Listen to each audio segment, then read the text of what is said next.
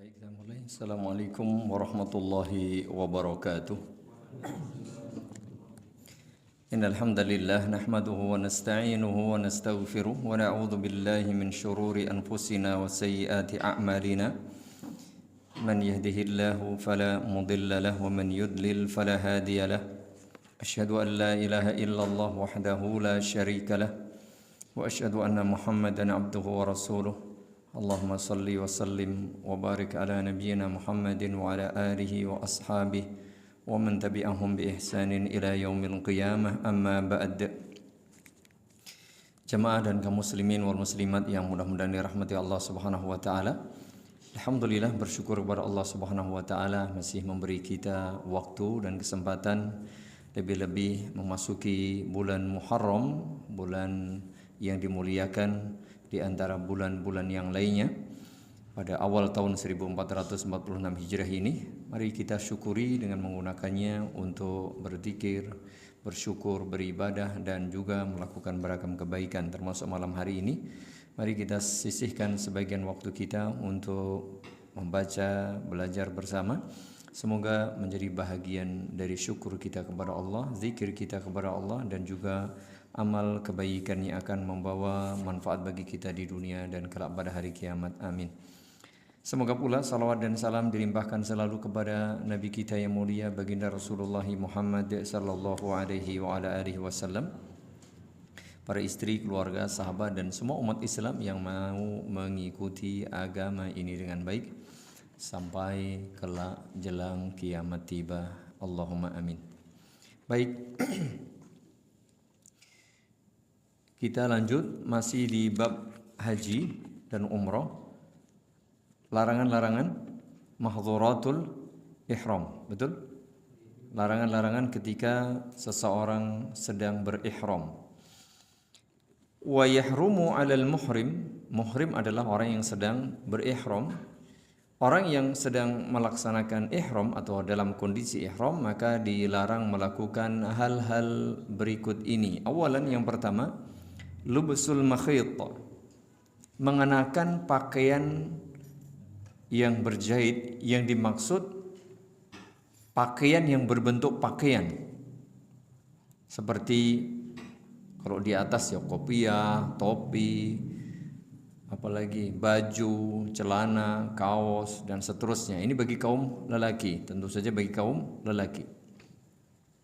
Hanya diperkenankan menggunakan kain yang tidak dibuat dalam bentuk pakaian. Itu maksud tidak berjahit seperti itu. Ini maksud tidak berjahit adalah yang tidak dibuat menjadi bentuk pakaian. Kalaupun berjahit karena kain itu dijahit, ya tidak masalah. Misalnya kain itu sobek dijahit, ya apalagi kain itu terdiri atas dua potong, pendek-pendek biar panjang, dijahit jadi satu, boleh. Mungkin yang posturnya tinggi, besar, ya kalau yang standar nggak cukup, dia harus didobel. Boleh nggak dijahit? Boleh. Tapi dijahit itu ya hanya kain biasa, tidak dibentuk dalam rupa pakaian, misalnya baju, jubah, kaos, celana, bukan itu. Sarung, begitu bukan. Bisa dipahami ya, maksudnya berjahit itu seperti itu. Di hadis Ibnu Umar radhiyallahu anhuma, anna rajulan qala ya Rasulullah ma yalbasul muhrim minas thiyab. Ini berdasarkan hadis dari sahabat Abdullah bin Umar radhiyallahu anhuma, bahwa ada seseorang bertanya kepada baginda Rasulullah, ya Rasulullah, ma yalbasul muhrim minas thiyab. Orang yang sedang berihram itu pakai apa? Ini bagi kaum lelaki ya. Bagi kaum lelaki, kalau wanita ya tetap pakai baju yang standar. Qala Rasulullah sallallahu alaihi wa ala alihi wasallam, la yalbasul qumus. Laki-laki tidak boleh memakai gamis, kemeja dan sejenisnya. Walal amaim, imamah. Wala as-sarawilat, sirwal, celana celana model celana panjang ya. Celana panjang, pokoknya dengan segala bentuknya celana. Kemudian walal baranis, penutup kepala dengan segala macamnya. Celana sirwal dengan segala bentuknya ya, tidak harus sirwal dalam arti sirwal saat itu, pokoknya celana. kemudian penutup kepala, kemudian pula walal khifaf, khuf, sepatu dengan segala bentuknya. Bagaimana kalau yang tidak mendapati illa ahadun la yajidu na'lain, tidak punya sandal? Ini kata Nabi, fal yalbas khuffain.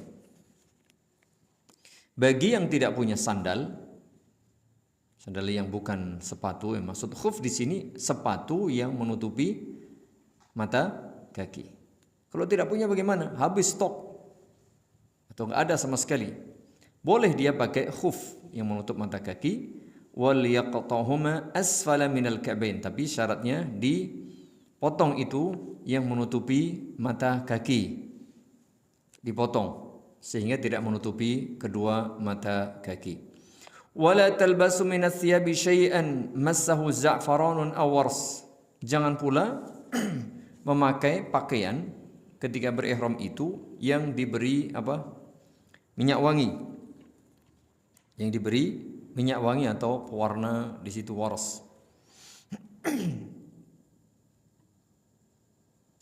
Itu bagi kaum lelaki. Bagi kaum lelaki. Namun begitu, ada kelonggaran dan keringanan bagi yang betul-betul tidak memiliki, tidak mendapati dan menjumpai tadi kain bawah, kain atas ya, izar dan rida, atau tidak mendapati sandal. Wa yurakhasu liman lam yajid illa sarawil wa khifafan. Bagi yang tidak punya tidak punya kain ihram yang hanya kain tadi, atau tidak punya sandal, adanya hanya sirwal celana, atau dia punya sepatu, maka boleh an yalbasahuma min ghairi qad'in.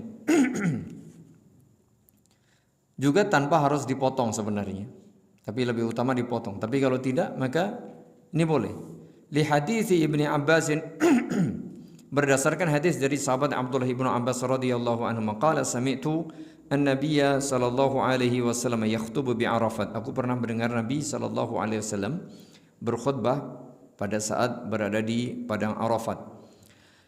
Man lam yajid an-na'lain, orang yang tidak memiliki sandal, falyalbasil khuffain, boleh pakai khuf. Wa man lam yajid izaran, yang tidak punya izar, izar itu kain yang untuk bawahan, tapi bukan sarung model kita ya. Kalau sarung model kita itu sudah dijahit, artinya dijahit namanya sarung. Itu tidak boleh, karena itu pakaian dan sudah dijahit. Izar yang masih belum disambung ujungnya itu, belum ditemukan, maka itu boleh. Wa man lam yajid izaran falyalbas sarawila lil muhrim. Sarawila lil muhrim, maka boleh dia pakai celana. Ya, kalau nggak pakai apa-apa ya nggak mungkin kan, mau nggak mau harus pakai kan begitu. Ya harus pakai.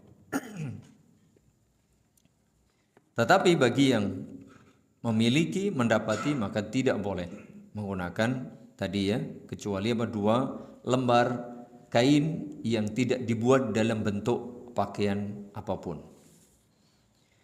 Yang kedua, taghtiyatu wajhil mar'ati wa yadayha. Ini dia, bagi kaum wanita tidak boleh menutup wajah dan kedua tangannya. Tangan maksudnya dari pergelangan ini. Jadi tangan bukan enggak nutup tangannya, berarti tangannya dibuka. Ini bukan tangan, ini lengan atas, lengan bawah. Tangan yang dimaksud adalah sampai ini Ugel-ugel, pergelangan, sampai di situ. Sehingga tidak boleh pakai kaos tangan, tidak boleh pakai cadar atau niqab, tidak boleh ketika sedang ihram. Li hadis Ibnu Umar radhiyallahu anhuma anna Nabiyya sallallahu alaihi wasallam qala la tantaqibul mar'atul muhrimatu wa la talbasul qaffazain. Ini dia kalimatnya jelas. Kata Abdullah ibnu Umar radhiyallahu anhuma bahwa Nabi sallallahu alaihi wasallam bersabda, wanita yang sedang berihram la tantaqib, jangan menggunakan niqab, la tantaqibul mar'atul muhrimah, Wala talbasul quffazain, jangan pula memakai sarung tangan, ya, sarung tangan atau kaos tangan, tidak boleh. Wa yajuzu laha an tughatiya wajhaha idza marra biha rijalun. Lah lantas bagaimana aku biasa pakai cadar ya hari-hari biasa, atau mungkin dia malu kalau dilihat orang asing. Maka boleh menutup wajahnya tapi bukan dengan pakaian khusus. Kalau niqab kan pakaian khusus penutup wajah, ya kan? Lalu kaos tangan itu kan pakaian khusus untuk menutup tangan, kan itu? Kaos itu kan pakaian dibuat, pakaian untuk menutup kaki, menutup tangan. Niqab atau cadar itu ya memang dibuat seperti itu, bentuknya modelnya seperti itu, memang fungsinya untuk menutup wajah, kan begitu? Lantas bagaimana kalau ada orang laki-laki yang bukan mahram, dia apalagi ya mesti ketemu orang banyak di situ. Apalagi zaman sekarang umpul-umpulan mesra, ibaratnya tidak ada jarak. Kalau zaman dahulu masih bisa. Para sahabiat ada jeda lah, ada jarak begitu. Meskipun ratusan ribu kan tidak seperti sekarang jutaan, umpul-umpulan kan begitu. Bagaimana? Boleh jika bertemu laki-laki yang bukan mahram, bukan suaminya, boleh ditutup, tapi bukan dengan tadi kaos tangan atau cadar. Ditutup dengan apa ya? Jilbab dia. Dia kan punya jilbab tuh. Bisa jilbabnya di apa istilahnya? Ya ditutup kan. Nanti kalau sudah nggak ada, lepas lagi begitu. Ini menutupnya bukan dengan pakaian khusus penutup wajah. Dengan telapak tangannya, ya sudah nggak usah dipakai kaos tangan, tapi kan bisa dimasukkan ke mana? Saku, ya kan punya saku bisa kan ketutup, atau di balik jilbab kan gitu kan, sehingga tidak tampak itu tangannya, begitu dia. Li hadithi Hisham ibni Urwah an Fatimah binti al-Mundhir annaha qalat kunna nukhammir wujuhana wa nahnu muhrimatun wa nahnu ma'a Asma binti Abi Bakar As-Siddiq. Dulu kami nukhammir, ini menutup wajah kami dengan khimar. Khimar itu apa? Jilbab. Penutup kepala, bukan penutup wajah ya. Boleh. Jadi kalau misalnya ini ada jilbab, ditutupkan begitu, boleh. Seperti itu. Saat itu kami sedang berihram, muhrimat. Begitu pula kami bersama Asma binti Abi Bakar As-Siddiq radhiyallahu anhuma. Boleh ya? Bagaimana kalau menggunakan masker? Masker itu. Masker nggak bawa saya. Masker itu. Masker itu wallahu a'lam bishawab. Ada sebagian menyatakan tidak boleh, ada yang menyatakan boleh, karena masker bukan sebagai penutup wajah, tapi penutup apa? Mulut dan hidung. Wallahu a'lam. Ada yang menyatakan tetap itu menutup sebagian wajah. Wallahu a'lam bishawab. Ya lebih amannya tidak usah pakai. Sehingga nanti kalau ada itu ya ditutup saja dengan jilbab tadi yang jelas-jelas boleh. Karena masker itu memang pakaian khusus, meskipun tidak menutup wajah secara penuh, ya. Wallahu a'lam bishawab. Ada sebagian yang membolehkan, ada sebagian yang tidak membolehkan. Yang ketiga, taghtiyatu ra'sir rajuli bi'imamatin aw nahwiha. Bagi kaum lelaki tadi dilarang memakai penutup kepala dengan segala macam dan bentuknya. Ada imamah atau yang lain. Liqauli an-nabi sallallahu alaihi wa ala alihi wasallam fi hadis Ibnu Umar radhiyallahu anhuma la yalbasul qumus walal amaim tadi ya. Seorang lelaki yang sedang berihram jangan memakai gamis, jangan pula memakai imamah. Imamah adalah pakaian khusus untuk penutup kepala. Atau semua penutup kepala yang digunakan secara menempel, kopiah, topi, apa saja yang kita menutupi kepala saat panas. Saat panas. Bahkan konon yang tahun ini panasnya termasuk tinggi. Ya, sangat tinggi. Masuk panasnya sangat tinggi. Untuk 2 tahun ke depan mungkin sudah musim, kan semakin maju kan, semakin maju tuh.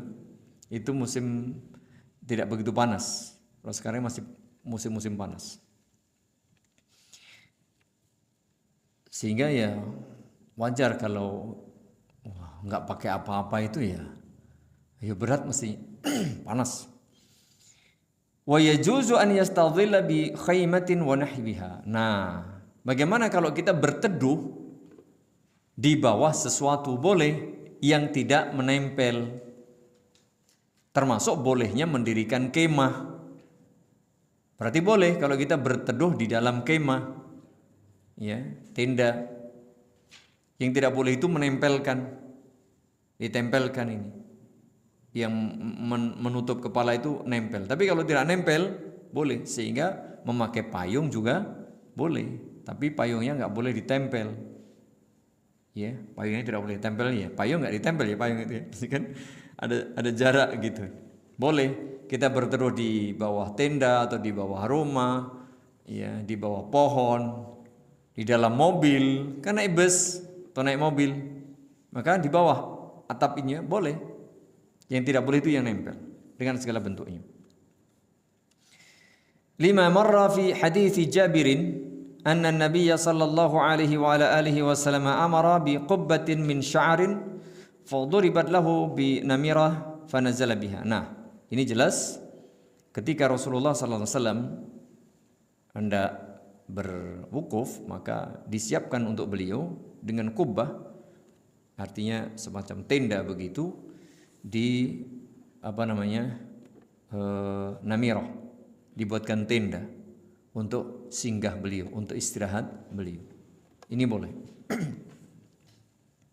Jadi semua yang tidak nempel maka tidak mengapa. Payung atau apa saja dipersilahkan. Yang keempat, at-tib, dilarang memakai parfum wewangian ketika sudah berihram. Kalau kemarin ketika sebelum berihram itu kan disunahkan mandi, ya kan? Ketika mandi, setelah mandi, sebelum pakai baju ihram, itu justru dianjurkan pakai minyak wangi di badan. Jadi selesai mandi untuk ihram, mandi dulu, ini belum berihram, mandi. Nah, setelah mandi itu kita dianjurkan pakai wewangian di badan. Itu iya, dianjurkan bahkan. Tapi begitu sudah pakai baju ihram, sudah berihram, maka tidak boleh lagi mengenakan wewangian. Bagaimana dengan parfum minyak wangi atau yang tadi dipakai di badan lalu nempel di baju ihram? Tidak mengapa. Karena tadi dia pakai sebelum dia berihram. Begitu. Tapi setelah dia pakai baju ihram, sudah apalagi mulai berihram, maka tidak boleh lagi. Meskipun keringatnya, mohon maaf, mungkin panas sekali, mungkin lama pakai baju ihramnya, dalam perjalanan mungkin jadi mohon maaf keringatnya, ya namanya keringat ya secara umum bau. Apalagi keringatnya banyak. Waduh ini bau nih begini begitu. Ya jangan, tidak diperkenankan. Mafhum lah, semua maklum. Ya, semua juga bau. Kowe mampu, lah kowe iya, kan gitu. Podo-podo. Ya, kalau semua bau nggak enak kan jadi nggak masalah. Yang masalah itu satunya harum, satunya busuk, itu bermasalah. Tapi busuk semua, insya Allah nggak apa-apa. Gitu ya. Andai kan begitu, andai kan busuk semua nggak apa-apa. Tapi insya Allah enggak, karena orang keringat kita juga insya Allah tidak ini ya, tidak begitu bau. Baik. Liqaulihi sallallahu alaihi wasallam fi hadits Ibnu Umar radhiyallahu anhuma, "Wala talbasu min athyabi syai'an massahu za'faranun aw wars." Ini tadi ya dalam redaksi hadis tadi. Jangan pula mengenakan pakaian yang diberi wewangian. Begitu pula wali qaulihi sallallahu alaihi wasallam fil muhrim alladhi waqasathu naqatuh. Begitu pula ada hadis yang ketika terjadi kisah seorang yang berihram kemudian terjatuh dari ontanya, la tuhannitu, ya. Jangan dikasih wewangian. Wala tukhammiru ra'sah.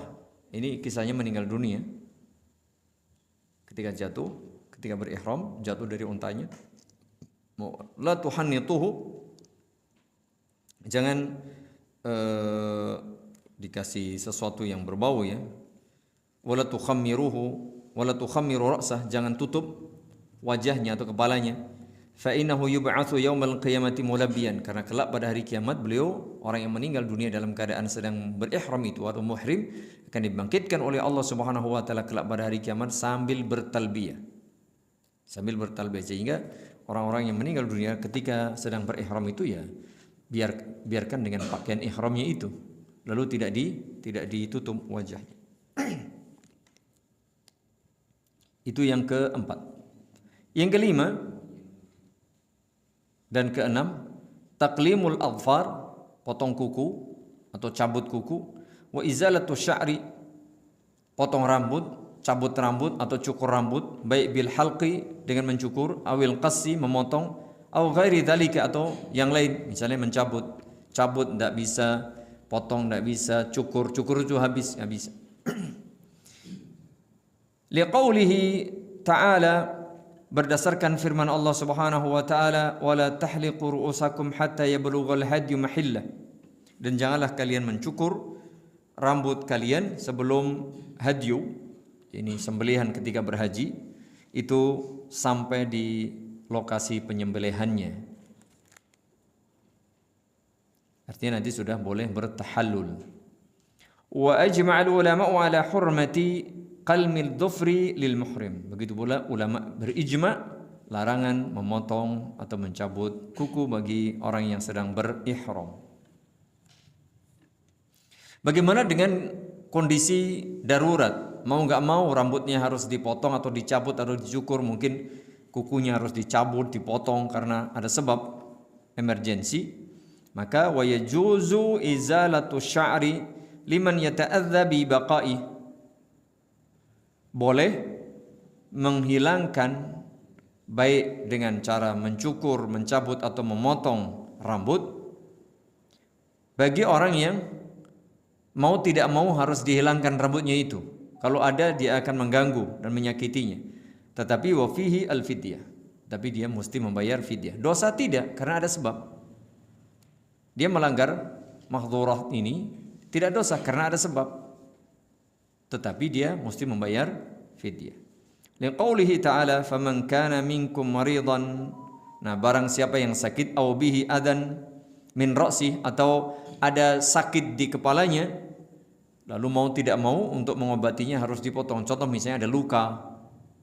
Wah, ini luka di kepala ya, mau diobati mau nggak mau dipotong rambutnya kan? Mau nggak mau, ini kalau nggak dipotong keburu nanti darahnya ngucur terus. Wah, bisa berbahaya. Maka mau tidak mau dipotong atau dicukur, maka itu boleh karena emergensi. Tetapi dengan konsekuensi fa fidyatun, membayar fidyah. Membayar fidyah. Apa bentuknya? Min siyamin aw sadaqatin aw nusuk.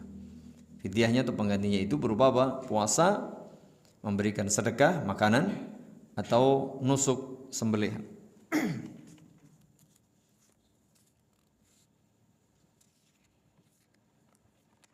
Berikutnya, ini masih ada di wa an Ka'ab ibn Ujrah anna Nabiy sallallahu alaihi wasallam marra wa huwa bil Hudaybiyah. Dari sahabat Ka'ab bin Ujrah, suatu kali Nabi bertemu dengannya ketika di Hudaybiyah. Qabla an yadkhula Makkah wa huwa muhrim. Sampai di Hudaybiyah berjumpalah Ka'ab bin Ujrah ini dengan Nabi sallallahu alaihi wasallam sebelum masuk kota Makkah dalam kondisi berihram. Wa huwa yuqidu tahta qidr. Dalam keadaan dia sedang menyalakan api. Wal qamlu yatahafatu ala wajhi. Ketika dia sedang menyalakan api untuk ya masak gitu, ternyata apa? Kutu itu berjatuhan dari kepalanya. Kutu berjatuhan dari kepalanya. Yatahawatu ala wajhi, dari kepala ya ke wajah begitu ya. Faqala ayu'dhika hawamuka hadhi, kata Nabi sallallahu alaihi wasallam, ini kutumu banyak banget kayak gini, apa enggak mengganggumu gitu. Qala nam, ya iyalah.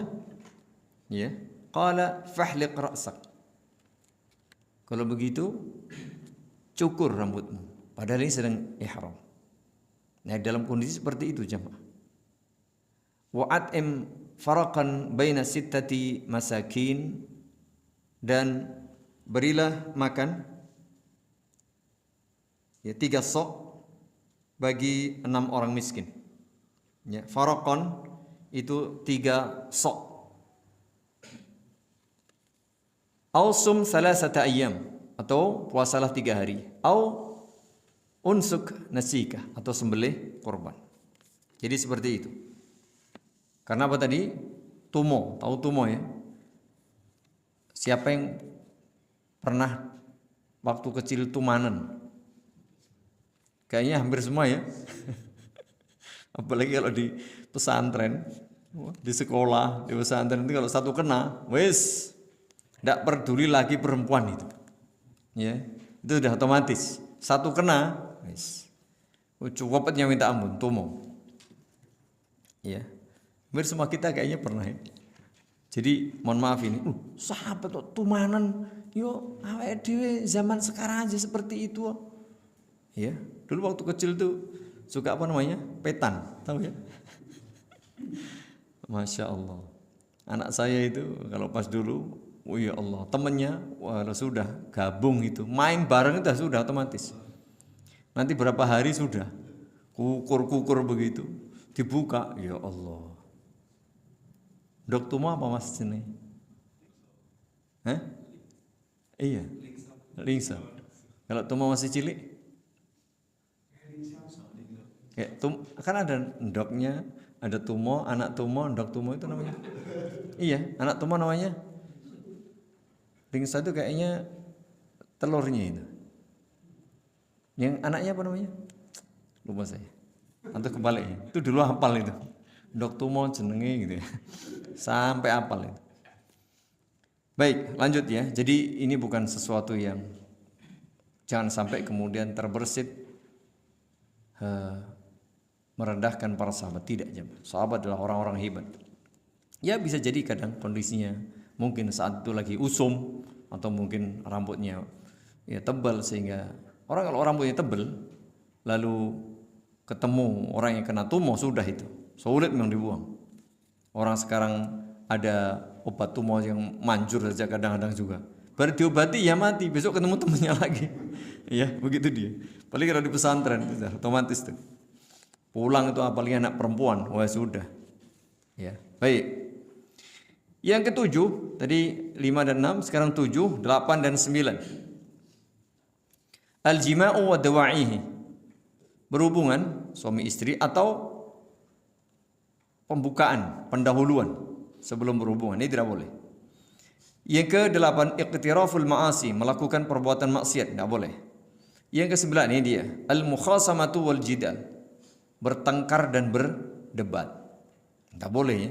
Ini sedang beribadah jamaah. Berihram itu sedang beribadah loh ya. Ihram itu ibadah. Ihram itu ibadah. Wal aslu fi tahrimi hadhihi thalath qauluhu ta'ala, dasar hukum haramnya 3 perihal atau 3 hal ini adalah firman Allah Subhanahu wa taala, al-hajju asyhurun ma'lumat. Haji itu dilakukan pada bulan-bulan yang telah ditetapkan. Faman farada fihinnal hajja, barang siapa yang sudah berhaji atau sedang melaksanakan haji, fala rafath, janganlah dia rafath. Rafath itu adalah berhubungan. Wala fusuqa, jangan berbuat fasik. Wala jidala fil hajj, dan jangan bersengketa, bertengkar, apalagi berdebat ketika berhaji. Yang ke-10 dan ke-11. Ini hati-hati ya, apalagi perbuatan maksiat itu banyak. Apalagi berdebat, sebentar-sebentar marah lalu mendebat, jangan. Hendaknya betul-betul saat itu menjaga hati. Yang ke-10 dan 11, al-khidbatu wa aqdun nikah. Tidak boleh melamar, tidak boleh melakukan atau melangsungkan ijab qabul akad nikah. Jadi kalau mau melamar atau akad nikah, tunggu setelah selesai, setelah tahallul. Setelah disi uang, wah ya. Bagaimana caranya lah. Tapi tidak boleh. Li hadithi Utsman radhiyallahu anhu anna Nabiy sallallahu alaihi wasallam qala la yankihul muhrimu wa la yunkah wa la yakhtub. Seorang yang sedang berihram tidak boleh menikah, tidak boleh dinikahkan, tidak boleh melamar. Tidak boleh melamar. Yang ke-12 adalah tidak boleh at-ta'arrud li saydil bar. Tidak boleh melakukan perburuan hewan darat. Atau tidak boleh berburu hewan darat. Baik dengan cara membunuh atau menyembelih. Atau bahkan biqatlin, membunuh. Itu ada kijang liar, tidak boleh. Wah, iman kalau enggak diambil, kalau enggak dibunuh kan bisa untuk bekal misalnya. Tidak, Anda ingat Anda sedang berihram.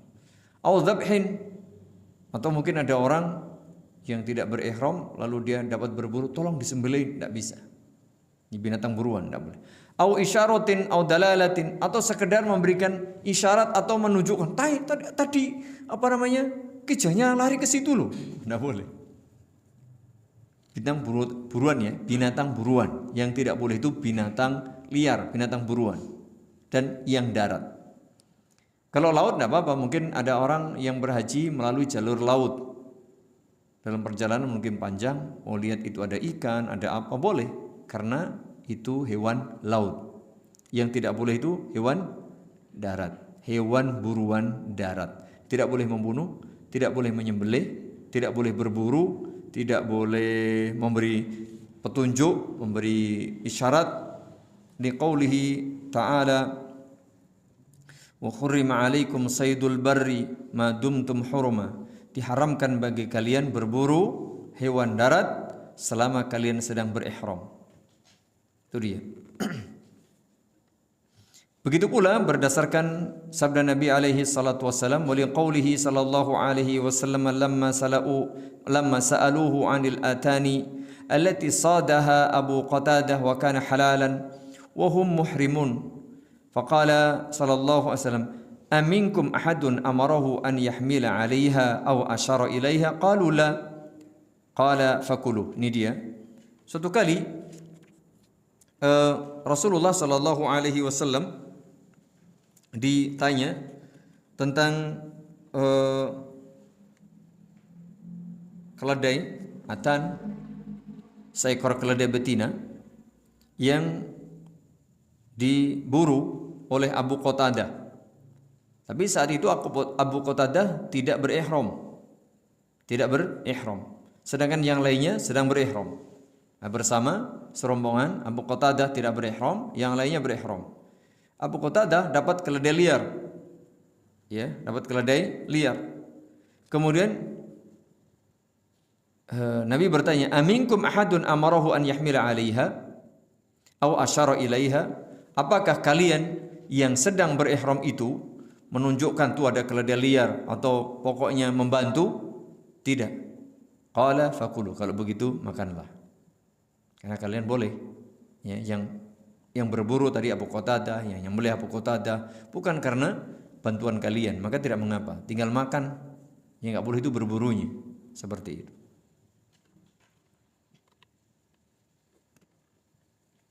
Jadi betul-betul dia tidak ada sangkut pautnya dengan berburu. Bisa dipahami ya? Jadi orang berihram ini yang tidak boleh itu berburu atau yang berkaitan dengan berburu, memberi petunjuk, menyembelih, membunuh, berburu, itu nggak boleh kalau itu.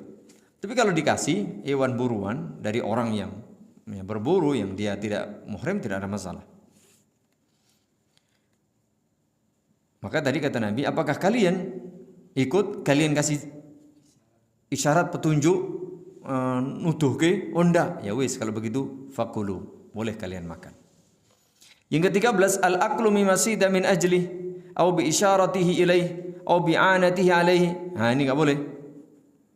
Tapi kalau orang yang halal tadi berburu atas permintaan orang yang ihram, aku enggak berburu, tapi kan kamu nyuruh. Tolong aku golek ke binatang buruan ya. Ya, dia bikin skenario. Aku kan muhrim, berarti enggak. Kok gue ya? Oh, enggak bisa. Karena dia nyuruh atau dia ngasih petunjuk atau dia membantu, maka enggak boleh. Ini dia ya. Dia berburu memang atas permintaan. Ya, meskipun dia tidak berburu tapi permintaan dirinya lalu dia kasih. Enggak boleh. Au bi isyarati ilai, atau dari petunjuk dia. Tuh, ono kowe. Nah, enggak boleh. Au bi anatihi alai, atau dengan bantuan dia. Limafhumi qaulihi sallallahu, dari mafhum yang bisa kita pahami dari hadis di atas tadi, aminkum ahadun amarahu an yahmila 'alaiha aw syara ilaiha, qalu la, qala fakulu. Berarti mafhumnya jika orang tadi membantu, memberi isyarat, nah ini maka tidak boleh menikmati hewan binatang buruan tersebut. Itu jamaah yang berkaitan dengan beberapa larangan ketika berihram. Ya, kalau zaman sekarang mungkin belum tentu ada, tapi bisa jadi, karena orang bisa jadi dia tetap jalurnya mungkin ada yang darat. Ketika dia dari Madinah mungkin jalan darat, ya di perjalanan yang sekian lama dan jaraknya jauh itu ada bisa jadi itu binatang-binatang liar yang eman-eman kalau tidak dibunuh kan gitu, kalau nggak diburu. Cuman ingat, kalau sedang berihram maka dilarang. Berikutnya ada mubtilatul hajj, hal-hal yang bisa membatalkan haji. Ya betulul hajju biwahidin min itsnain. Jadi haji itu bisa batal dengan salah satu di antara dua sebab berikut ini. Al-awwal, yang pertama adalah al-jima, berhubungan suami istri. Idza kana qabla ramyi jamratil aqabah, jika dilakukan ketika masih ihram, sebelum lempar jamrah aqabah.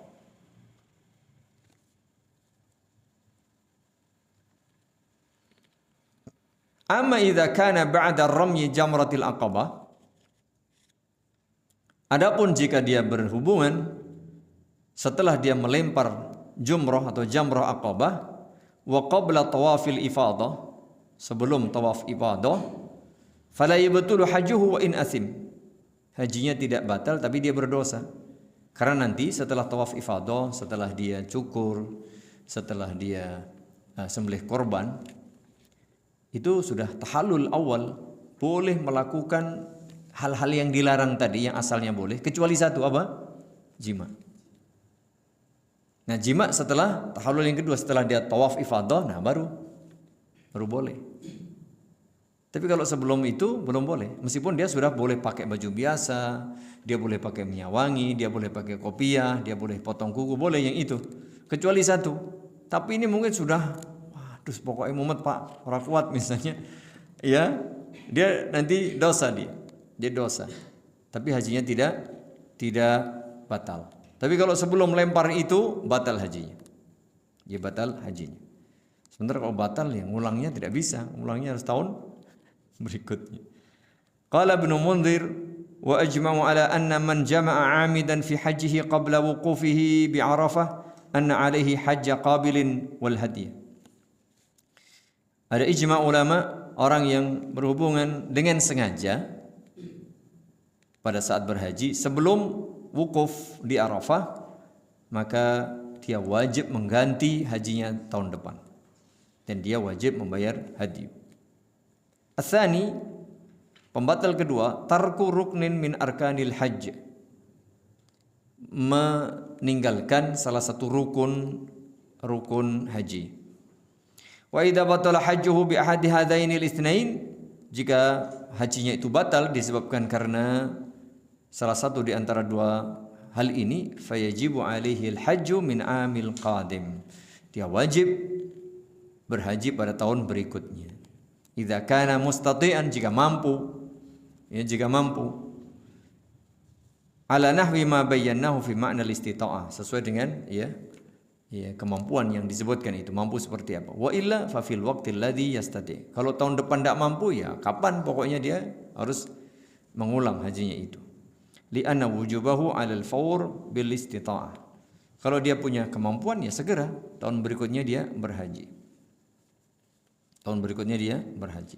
Adapun kalau di masa sekarang ini tidak semudah itu. Mungkin kita punya duit tapi nggak masuk kuota atau macam-macam, kan belum tentu bisa.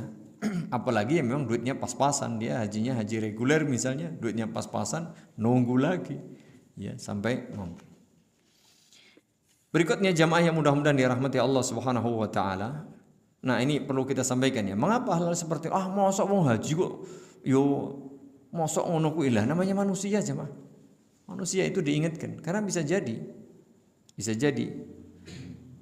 ya, namanya orang.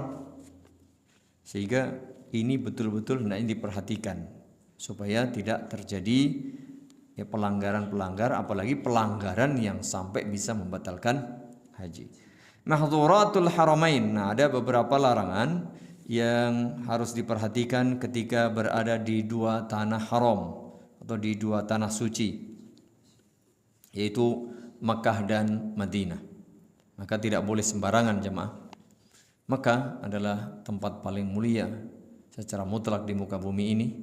Begitu pula Madinah, karena ini disebut dua tanah suci. Sehingga tidak boleh sembarangan kita di sana. Ada hal-hal pantangan lah bahasa kita. Ada pantangan-pantangan yang harus diperhatikan, tidak boleh dilanggar. Ja'a fi as-sahihain wa ghairihima min hadis Abbad ibni Tamim an ammihi anna Rasulullah sallallahu alaihi wasallam qala inna Ibrahim harrama Makkah wa da'a laha wa inni harramtul Madinata kama harrama Ibrahimu Makkah. Dalam Sahih Bukhari dan Muslim dan juga yang lainnya dari hadis Abbad bin Tamim dari pamannya bahwa Rasulullah sallallahu alaihi wasallam bersabda, sungguh Nabi Ibrahim menjadikan kota Makkah kota yang haram dan beliau mendoakan keberkahan kota Makkah tersebut. Sedangkan aku, kata Nabi SAW, menjadikan Madinah sebagai kota haram. Haramtul Madinah kama harrama Ibrahimu Makkah, sebagaimana Nabi Ibrahim menjadikan Makkah sebagai tanah haram, aku jadikan Madinah sebagai tanah haram pula. Jadi dua tanah haram atau dua tanah suci. Tentu penetapan seperti ini berasal dari Allah Subhanahu wa taala. Fatahrimuhuma innama kana biwahyin min Allah Subhanahu wa taala li nabiyhi wa rasulihi li nabiyyihi wa li rasulaihi al-karimain salawatullahi wa salamuhu alaihima. Tentu penetapan Makkah dan Madinah sebagai tanah haram atau tanah suci ini berdasarkan wahyu dari Allah Subhanahu wa taala kepada dua nabi yang mulia tersebut, yaitu Nabi Ibrahim dan Nabi Muhammad alaihi wassalatu wassalam. Wa idza qila al-haraman fahuma Makkah wal Madinah. Sehingga jika ada istilah dua tanah haram atau dua tanah suci, secara otomatis yang dimaksud adalah Makkah dan Madinah. Wala yajuzu itlaqul lafdzil haram syar'an illa alaihima wahdahuma. Jadi tidak boleh kita menyebut tanah haram kecuali hanya untuk Makkah dan Madinah. Tidak boleh untuk Makkah dan Madinah. Wala yajuzu itlaqul lafdzil haram syar'an 'alal Masjidil Aqsa. Sedangkan Masjidil Aqsa memang masjid yang dimuliakan, tapi tidak boleh disebut tanah haram. Hanya apa? Hanya Makkah dan Madinah. Wala 'ala Masjid Ibrahim Al-Khalil. Begitu pula tidak boleh menjadikan atau menyebut Masjid Nabi Ibrahim sebagai tanah haram, tidak boleh. Jadi tanah haram itu hanya dua, Makkah dan Madinah. Idz lam yusammi al-wahyu haraman illa Makkah wal Madinah. Karena apa? Syariat hanya menetapkan tanah haram itu dua, Makkah dan Madinah. Wa huwa tasyri'un la makana li aqlil bashar fihi. Ini syariat bersifat tauqifiyah, betul-betul murni yang tidak bisa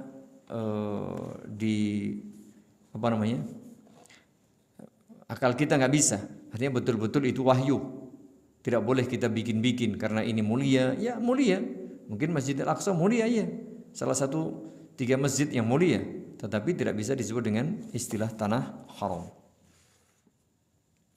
Kemudian wa yuhdharu fi ardi al-haramain umur. Nah, tentu saja karena ini tanah haram, maka ada beberapa hal yang dipantang atau dilarang di tanah haram Mekah dan Madinah.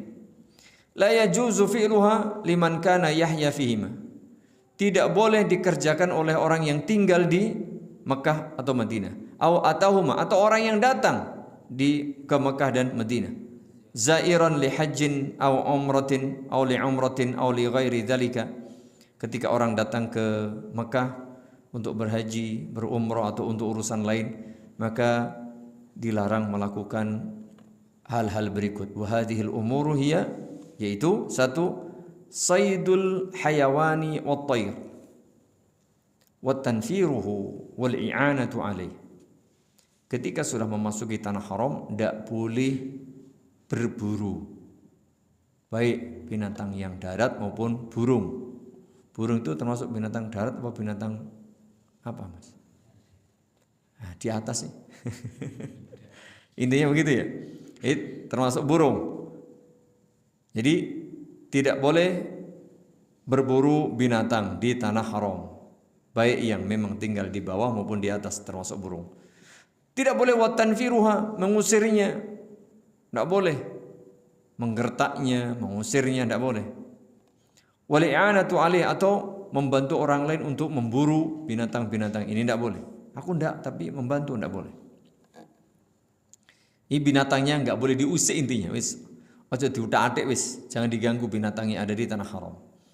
Yang kedua, qata'un nabati wasyauqi, tidak boleh potong pohon, cabut pohon, rumput dan sejenisnya. Pokoknya biarin aja di situ. Semua pepohonan jangan diusik. Illa, kecuali mada'atil hajatu wad daruratu ilaih. Kecuali yang mengganggu, ya, mengganggu seperti itu, atau ada kemungkinan bisa membahayakan. Mengganggu atau membahayakan. Maka ini urusan lain. Pada asalnya tidak boleh. Yang ketiga, hamlus silah. Nih, tidak boleh angkat senjata. Tidak boleh angkat senjata. Ini berperang. Tidak boleh. Macam-macam. Mau nembak, mau pakai celurit, pakai pedang, tidak boleh.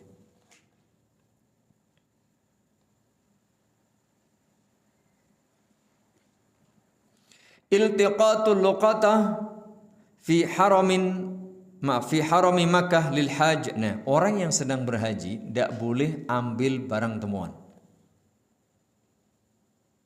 Biarin aja.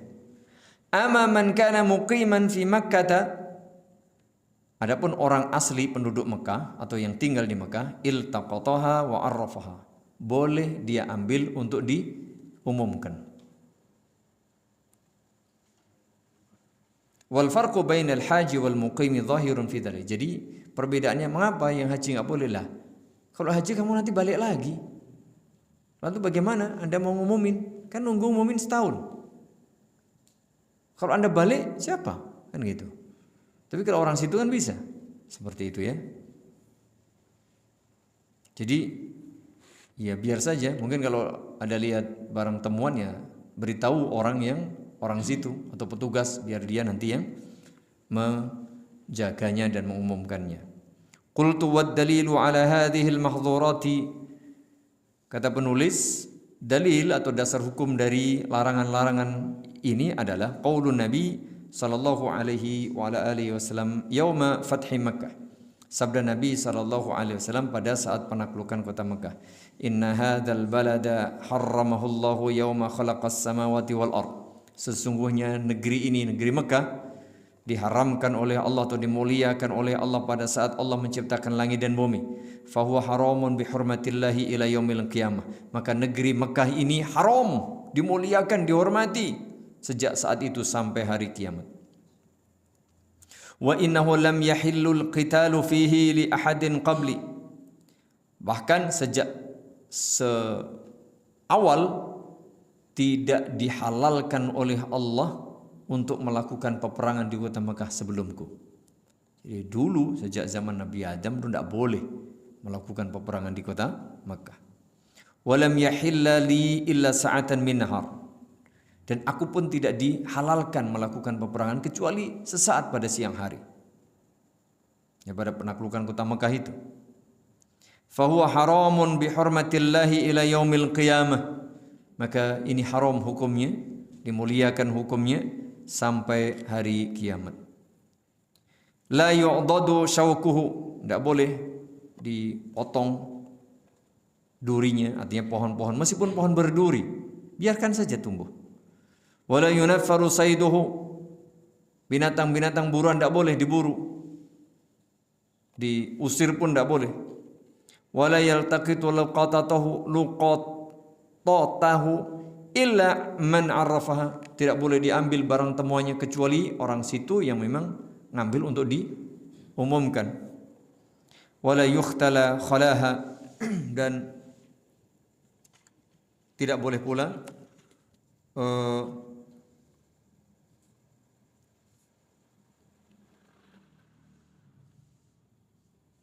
ditebang tanamannya, ya, tidak boleh ditebang tanamannya.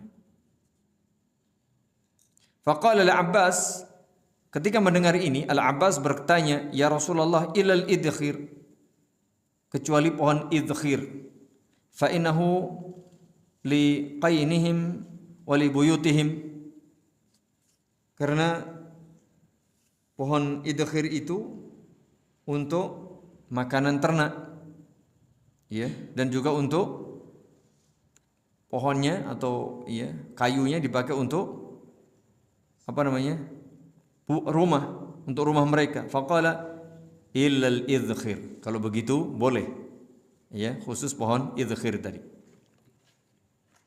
Wa an Jabirin radhiyallahu anhu qala sami'tu an-nabiyya sallallahu alaihi wasallam yaqul la yahillu li ahadikum an yahmila bi Makkah as-silah.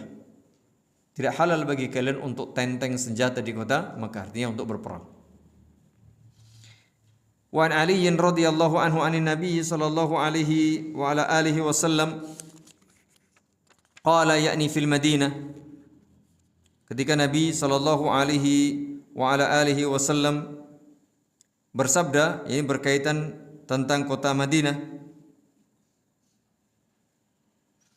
la yukhtala khalaha, maka tanaman-tanamannya tidak boleh dijadikan untuk makanan hewan. Wala yunaffaru sayduha, tidak boleh diburu binatang buruannya.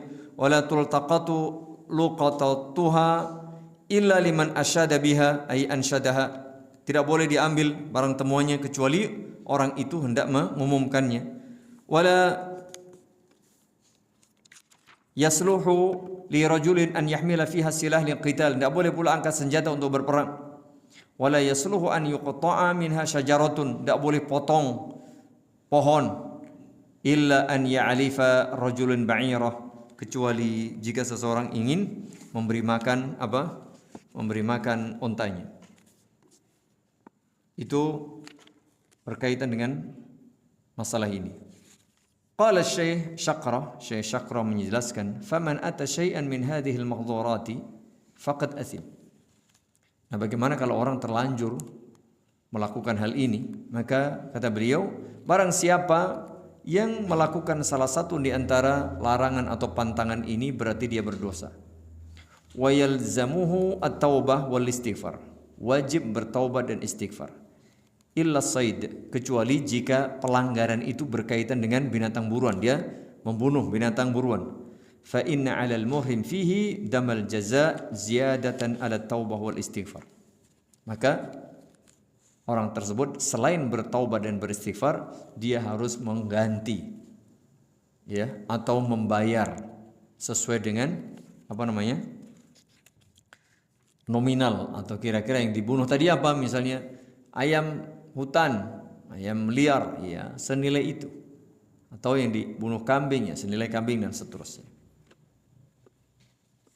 Itu berkaitan dengan orang yang melanggar buruan tadi. Berikutnya ada firman Allah Subhanahu wa taala, jazaa'u qatlis sayd balasan atau sanksi bagi orang yang membunuh binatang buruan. Kata Allah Subhanahu wa taala, ya ayyuhalladzina amanu la taqtulus sayda wa antum hurum. Wahai orang beriman, janganlah kalian membunuh binatang buruan padahal kalian sedang berihram. Wa man qatalahu minkum muta'ammidan, barang siapa sengaja membunuh binatang buruan itu, fajazaa'un mislu ma qatala minan na'am yahkumu bih. Ini dia wajib mengganti binatang yang diburu itu, yang senilai dengan binatang yang diburu itu. Ya. Yahkumu bihi dzawa adlin minkum, yang diputuskan dua orang yang adil di antara kalian. Sebagai apa? Hadian, sebagai hadiu, balighul Ka'bah atau kafaratun ta'amu masakin atau adlu dzalika siyaman liyadhuqa wabala amri. Ya, dia sembelih sebagai senilai itu lalu disembelih sebagai hadiu, atau dia kafaratun, membayar kafarat berupa apa? Ta'amu masakin, memberi makan orang miskin. Kalau tidak mampu, au adlu dzalika siyaman, atau dia berpuasa. Kalau tidak mampu, dia berpuasa, liyadhuqa wabala amri, supaya dia merasakan sanksi dari perbuatannya itu. Afallahu amma salaf, sungguh Allah mengampuni perbuatan yang telah lalu. Wa man ada, nah barang siapa mengulang kembali, sudah dikasih tahu tapi melakukan lagi, fayantaqimullahu min, maka Allah itu akan membalasnya. Wallahu azizun dzuntiqam, sungguh Allah itu maha perkasa lagi maha kuasa untuk memberikan balasannya, sanksinya. Qala Ibnu Katsir rahimahullahu taala fi tafsir, Al-Hafidz Ibnu Katsir rahimahullahu taala menjelaskan ketika memberikan tafsir ayat ini, hadza tahrimun minhu ta'ala, ini adalah hukum haram yang ditetapkan oleh Allah Subhanahu wa taala, liqatlis sayd fi halil ihram. Ya, haram membunuh binatang buruan pada saat sedang ihram. Wa nahyun an ta'atihi fi, dan larangan untuk membunuhnya, larangan untuk mengambil atau membunuhnya. Ini berkaitan dengan beberapa larangan, beberapa larangan yang berkaitan dengan orang yang sedang berihram. Baik tadi larangan berihram maupun larangan di negeri haram, yaitu negeri Makkah dan Madinah. Jemaah yang mudah-mudahan dirahmati Allah Subhanahu wa taala, ada penjelasan berikutnya. Wa hadza innama yatanawalu min haitsu al-ma'na. Ini adalah pengharaman dari Allah Subhanahu wa taala tadi, baik membunuh maupun mengambilnya, ditinjau dari sisi makna. Ya, ditinjau dari sisi makna, yaitu al-ma'kul walau kana tawallada minhu wa min ghairi. Binatang yang buruan tadi diharamkan baik terlahir darinya serta yang selain darinya. Wa amma ghairul ma'kul, ini maksudnya tadi adalah yang diburu itu hewan-hewan yang memang asalnya boleh dimakan. Asalnya boleh dimakan. Contohnya apa? Ya keledai liar, dia mungkin ya semuanya, burung, apa gitu ya. Asalnya boleh dimakan. Fa amma ghairul ma'kul minal hayawanatil bar, adapun jika yang diburu itu hewan-hewan liar yang pada asalnya tidak boleh dimakan, bagaimana? Fa inda Syafi'i yajuzu lil muhrim qatluha. Ini kan bukan hewan yang bisa dimakan. Misalnya sesuatu yang memang haram hukum asalnya, tapi itu binatang liar. Menurut pendapat Imam Syafi'i, maka orang yang sedang berihram boleh membunuhnya. Sedangkan wal jumhuru ala tahrimi qatliha aidan. Sedangkan jumhur ulama menyatakan tetap haram dibunuh meskipun hukum asalnya memang tidak boleh dimakan. Kalau tadi ada kambing, mungkin kijang, mungkin ayam, mungkin keledai liar, kan hukum asalnya boleh dimakan tuh. Karena binatang buruan. Ini bagaimana kalau misalnya mohon maaf ada babi begitu ya, yang liar. Maka menurut Imam Syafi'i boleh dibunuh karena dia asalnya tidak halal. Sementara jumhur ulama menyatakan tetap dilarang. Wala yustatsna min dzalika, tidak ada pengecualian, pokoknya semua binatang buruan dilarang. Illa ma sabata fi as-sahihain, kecuali disebutkan dalam Sahih Bukhari dan Muslim min tariq Az-Zuhri an Urwah an Aisyah ummul mukminin anna Rasulullah sallallahu alaihi wa ala alihi wasallam qaal, kecuali memang yang boleh, larangan itu ada pengecualiannya. Apa saja? Nih, kata Rasulullah sallallahu alaihi wasallam, khamsu fawasik, ada 5 binatang yang buruk atau jelek. Yuqtalna fil hilli wal haram, nih boleh dibunuh di mana saja, di daerah halal maupun daerah haram, artinya di luar kota Mekah Madinah maupun di dalam kota Mekah dan Madinah. Apa itu yang pertama? Al-ghurab. Al-ghurab yaitu ghurab artinya burung gagak. Al-ghurab. Wal hida'ah, ini disebut burung raja wali, saya tidak tahu hida'ah ini apa. Wal aqrab, kalajengking. Wal fa'rah, tikus. Wal kalbul aqur, dan anjing yang buas. Anjing yang buas. Maka ini boleh-boleh saja, karena memang itu dianjurkan supaya dibunuh di negeri yang halal maupun negeri yang haram, maksudnya di Mekah maupun Madinah, apalagi di tempat lain. Qala walladhi alaihi al-jumhur. Nah, menurut pendapat jumhur ulama, annal amida wan nasi sawa'un fi wujubil jazai alaih. Bagaimana hukumnya orang yang sengaja membunuh dengan orang yang lupa? Aduh, aku lupa ya kalau sedang ihram. Bagaimana hukumnya? Menurut jumhur ulama sama konsekuensinya. Pokoknya sedang berihram tidak boleh membunuh binatang buruan. Entah sengaja dia sadar sedang berihram, dia sengaja tidak sadar atau lupa dia sedang berihram. Ini menurut jumhur ulama. Wa qala Az-Zuhri dalla al-kitabu 'ala al-'amid. Al-Imam Az-Zuhri menyatakan, tetapi Alkitab, ini Al-Qur'an, menunjukkan bahwa sanksi ini berlaku bagi orang yang sengaja. Wa jaratis sunnatu 'ala an-nasi. Sedangkan di dalam as-sunnah itu berlaku bagi orang yang sedang lupa. Wa makna hadza anna al-Qur'an dalla ala wujubil jaza' 'ala al-muta'ammid wa 'ala ta'simihi. Sehingga simpulan hukumnya bagaimana?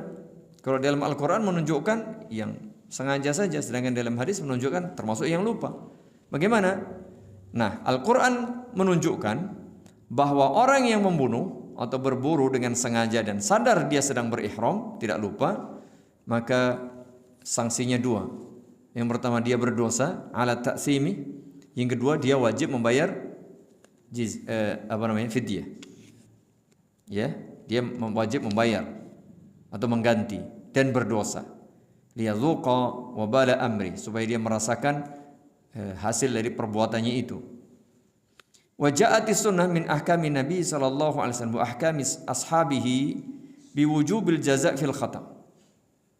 Sedangkan di dalam hadis yang dari Nabi sallallahu alaihi wasallam dan juga hukum yang ditetapkan oleh para sahabat, orang yang tidak sengaja membunuh, tapi hasilnya dia membunuh binatang buruan, tetap wajib membayar ganti ruginya tadi. Kama dallal kitabu alaihi fil amd. Sebagaimana Al-Qur'an menunjukkan ya kewajiban membayar denda ini bagi yang sengaja. Bagaimana yang tidak sengaja? Mungkin karena dia tidak niat, dia mungkin melempar tombak tapi kena, kan gitu. Kan tidak sengaja itu khata'. Maka dia tetap harus membayar denda.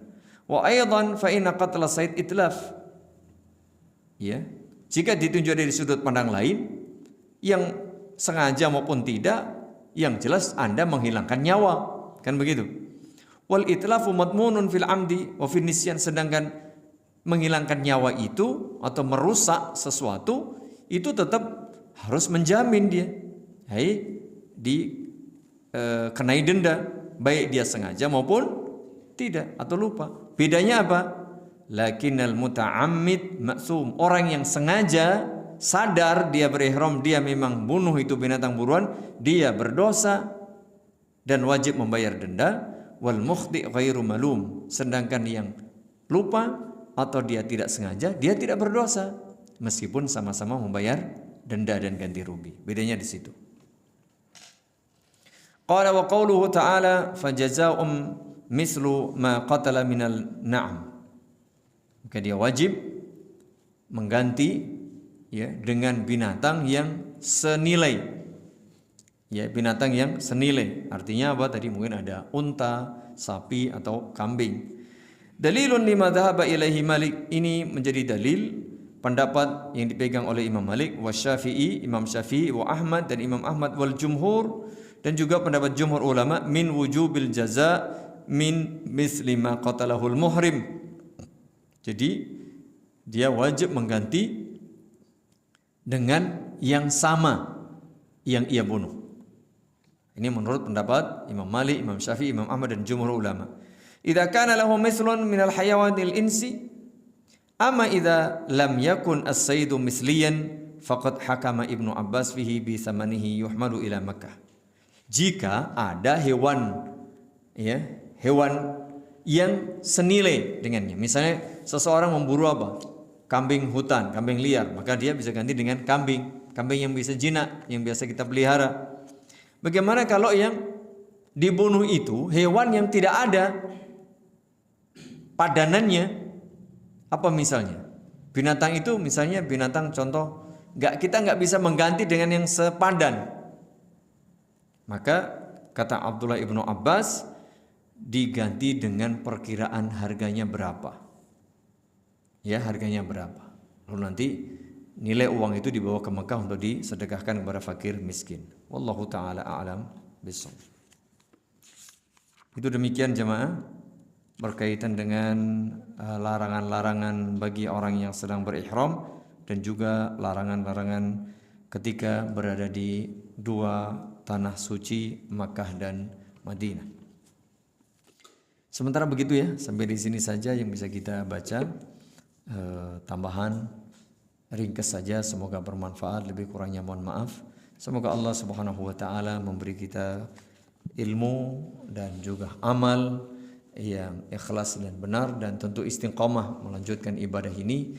Lebih-lebih kita sudah memasuki tahun baru Hijriah, maka bersyukurlah kita kepada Allah Subhanahu wa taala diberi kesempatan waktu istimewa.